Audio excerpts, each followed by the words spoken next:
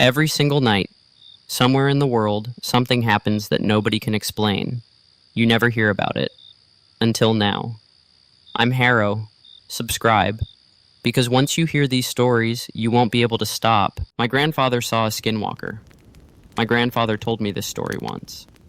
We were sitting around a campfire in his backyard, somewhere in the cool Arizona night. The horizon stretched out flat and endless, and every star above us was sharp and bright in a purple sky. A full moon hung low and fat over the distant mountains, the kind of moon that makes shadows look wrong. My grandfather settled back into his chair, the fire catching the deep lines in his face. His voice was raspy and gravelly, worn down by decades of cigars and whiskey and whatever else life had handed him. He looked at me the way old men look at you when they're about to say something they've kept locked away for a long time. Way back when I was a boy, about your age, he began, I lived outside an Apache reservation, out in the desert with your great-grandfather. He'd come back from the war, World War II, and decided what he needed was land and animals and silence. He set about raising horses and cattle on a 100-acre ranch, right up against a brambly mountainside where the dirt was only good for growing thorn brush and not much else. Hardscrabble country, beautiful and brutal in equal measure. He told me that one particular night his mother had fallen sick. Nothing unusual out there. The nearest town was 50 miles away, straight through open desert, over a dried-out creek bed, past a handful of old abandoned farmsteads that nobody had worked in years. His father, your great-grandfather, decided they needed medicine, and they needed it that night. So the two of them climbed into an old Ford pickup truck and pointed it toward town. The fire cracked beside us. A log split and sent a column of sparks spiraling upward into the dark. I flinched. My grandfather didn't even blink. It was dark out, he continued, inky and thick, the kind of dark you don't get in cities. Our headlights cut maybe 30 feet ahead of us, and that was all we had. Just that little bubble of light and a whole lot of nothing. We drove in silence, mostly. Pa wasn't a talker. He was a doing man, and the desert at night don't really invite conversation anyway. They were maybe 20 miles out when the engine started to sputter. My grandfather remembered the sound exactly. A wet, coughing stutter that got worse before the truck slowed and jerked and rolled to a stop at the side of the road. His father said something under his breath, something not suitable for repeating, and told the boy to stay put. He stepped out into the darkness and shut the door behind him with a heavy thud that echoed out into the desert and disappeared. My grandfather sat alone in the cab. His window was down, and the cool desert air moved through it gently, dry and clean against his face. He could hear his father moving around at the back of the truck, pulling water from the bed to cool the engine. Normal sounds, familiar sounds. The kind of sounds that told him everything was fine. And then the smell hit him. Rotten eggs. Sulfur thick and wrong, hanging in the air with no business being out in the middle of the Arizona desert. But underneath it, something worse. Something biological and decayed. He described it the way you'd describe a bloated carcass in the summer heat, one of those cattle that drop from dehydration, lay out in the sun for days, swelling and splitting until the crows finally do enough work to collapse the whole thing. That smell, filling the cab, filling his lungs. He gagged on it. His skin started to prickle. The back of his neck went tight and hot. The breeze died completely, suddenly, and the air went still and heavy like a hand pressing down on everything. He called out for his father. No answer. He called again, louder. Nothing came back but silence. And in that silence, sitting alone in the dark in the middle of the desert, with that smell wrapped around him like something alive, my grandfather said he felt a fear settle into his bones that he would not feel again until he was standing in the jungles of Vietnam watching men die beside him. He reached over and locked his father's door. Then he looked out through the windshield, through the dim beams of the headlights that barely reached the road ahead. And he saw it. A shadow. Moving fast, impossibly fast, bounding across the road in a single motion, passing through both beams of light and across the partly open hood of the truck. Gone before he could make sense of what he was seeing. But he saw it. He knew he saw it. My grandfather paused in his story. He leaned to the side and spat tobacco into the grass. He stared into the fire for a long moment.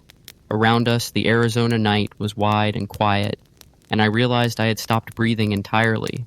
I forced air back into my lungs. "What was it?" I asked. "What about your pa? What did you see?" He looked at me. "A creature," he said. Just those two words, flat and heavy. Then he shook his head slowly, the way you do when you're choosing your next words with great care. "You have to understand something first," he said. "There were legends out there, old legends. Older than anything with a written record, older than Crazy Horse, older than Sitting Bull, older than any of the chiefs and their shamans that the history books bother to mention. The Apache, the Hopi, the Cherokee, all of them First Peoples, they carried stories about something dark. Something born from a deal made with old spirits. A ritual of blood and sacrifice, traded for power, real power. The kind that let a man gut a Spanish soldier through his armor, outrun a cavalry horse, survive a bullet that should have dropped him dead." He paused and let that sit. "They called them Skinwalkers. The word landed differently out there in the desert night than it would have anywhere else." He said it slowly, like he was putting something dangerous on the table between us. Shape changers. Old warriors remade as something that wasn't quite man and wasn't quite animal. Skinless, all sinew and raw muscle, walking upright on deer legs, torso like a man, shoulders too wide and too high, and the head of a coyote, but wrong. Stretched and malformed, with a snout too long for the skull, and teeth like bowie knives packed in too tight. 7 feet tall even when hunched, and fast. Lord, were they fast. He said the old stories described them running through Spanish soldiers like a potato sack, taking saber strikes and rifle shots and not stopping, not slowing, because the legend said they couldn't be killed by ordinary means. They'd already traded away whatever made them mortal.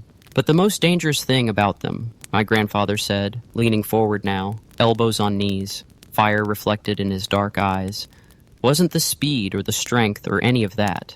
It was the voice. They could change their voice, sound exactly like someone you loved, someone you trusted, someone you needed. They'd call out to you from the dark in your mother's voice or your brother's voice, and if you went toward it, that was it. You were done. He sat back. The fire popped. Somewhere out in the desert, something called out and went quiet. Boy, that's what I saw crossing that road. Big, gray and mottled, like old meat. Muscle moving under the skin of its legs, hooves hitting the asphalt, hunched shoulders rolling as it moved. And it turned, looked right through the windshield, looked right at me. He stopped. And it grinned. My grandfather said he sank into his seat. Every muscle in his body locked. He couldn't speak, he opened his mouth and nothing came out. Not even a whisper, just a dry clicking sound in the back of his throat. The air outside the truck had changed. He could smell ozone now, underneath the rot and the sulfur, that sharp electric smell that comes right before lightning finds a tree and tears it apart. The air felt charged, full, like the space between his skin and the world had been replaced with something alive and humming. He sat there in the dark, for what he said felt like 1,000 years compressed into 60 seconds. Not moving, not breathing right, just watching the darkness outside the truck where the thing had gone. And then his father's door opened. He said his head snapped left so fast his neck cracked. His hands came up instinctively, fists raised, ready to fight or to die. A figure pulled itself into the cab, grasped the steering wheel, and hauled itself awkwardly into the seat, jerking into position, settling with a grunt. My grandfather pressed himself into the far corner of the cab and stared. "Son, it's me," his father said. My grandfather stared at him, just stared. This man who had raised him, worked alongside him, shown him how to break a horse and fix an engine and carry himself with some dignity in a hard world. This man who had walked into Nazi concentration camps in Poland and seen things no human being should ever see, and still came home and built something. My grandfather stared at him and asked himself the only question that mattered in that moment. Is this my father? Or is this the thing that was grinning at me from the road?